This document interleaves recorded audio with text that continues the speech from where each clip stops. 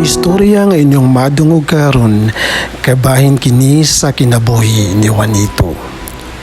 Baliko nako, ako si Juanito, 28 anyos, na ay duha ka anak, nagikan sa Albuera, probinsya sa Ormoc. Ang akong sugilanon may tungod sa akong trabaho sa dihang gituman nako ang akong mga damgo. Nagsugod kini sa tuig 2011. Niadto ko sa syudad sa Sugbo tungod sa among silingan nga akong paryente nga misaad og tamis nga mga istorya.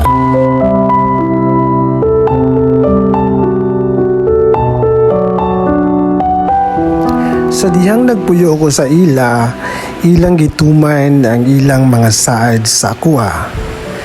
Ako gipaeskwela sa Osaka Universidad sa Sugbo ug sa laing bahin ila kong gipabantay sa ilang tindahan diya sa Carbon.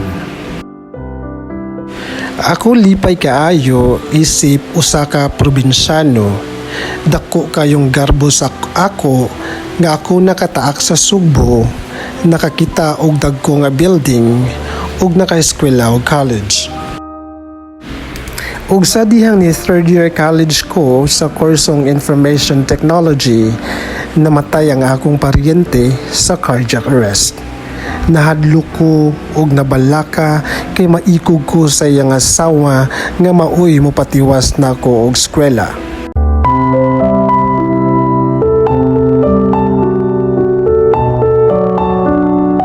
Wala damti og pila ka bulan ni desisyon ng iyang asawa na muli sa Negros o isirado ang tindahan kung diin ko nagtrabaho isip usa ka tindero. Og sa wala nagdugay, nagsugod na ang akong problema. Nagsigi na ko og absent, nangita ko og akong kaugalingong boarding house og nagipit sa kwarta.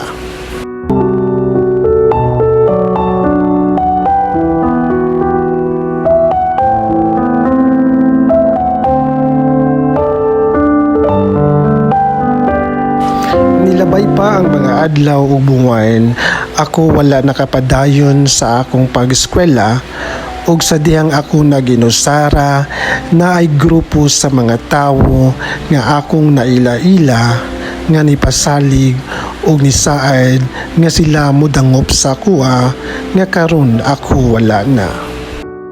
Nikuyog ko sa ilaha ug nagpuyo mi bisan asa. Sa katunga panahon, I feel like a nomad where there is no permanent address. Pero tuod, dibati ko na I have a family at the same time. O kabalo mo unsay akong trabaho, ako usa ka snatcher.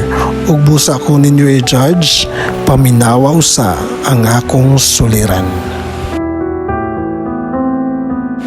Sa una hadlok, mubati og kaluoy o konsensya, pero sa kagutom o kauhaw, wala na ako damha, ako di ay nahimo ng usa ka banggiitan nga kawatan.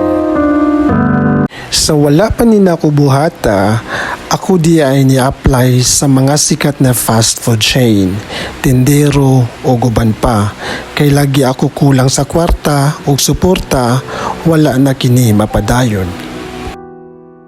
Niabot og duha ka tuig, ako nahimong usa ka snatcher sa Cebu.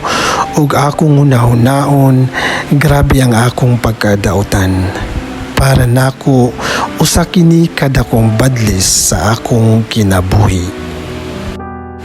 Usa ka higayon, nakaingon ko nga, no matter what you do, if things are not meant for you, time will suddenly distance you from them.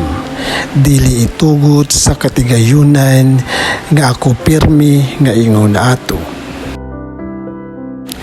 Tuig 2015 ug wala ko nasayop, namatay ang akong amahan. Naibala nako upat ka buwan ang nilabay tungod sa akong amigo nga usapod ka tindero sa Carbon nga suod sa higala sa akong paryente. Dili masukod ang akong nasinati nga kagool.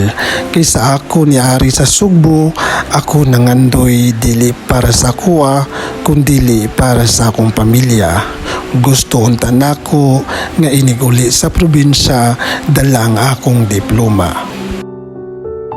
Sa walay pagduha-duha, niuli ko balik sa among probensya.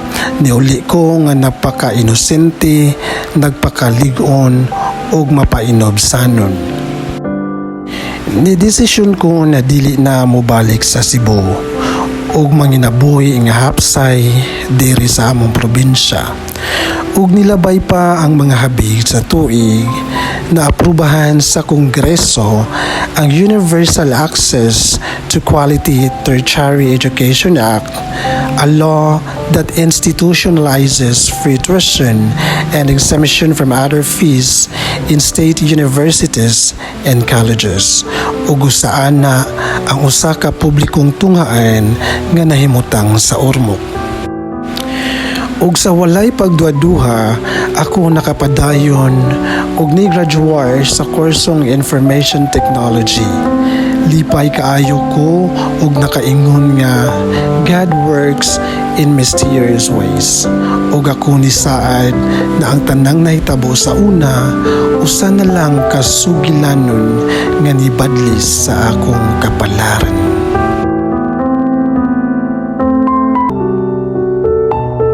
Ug ako di ay karon nag-work na sa usa ka sikat na BPO company sa Sugbo, isip usa ka call center agent.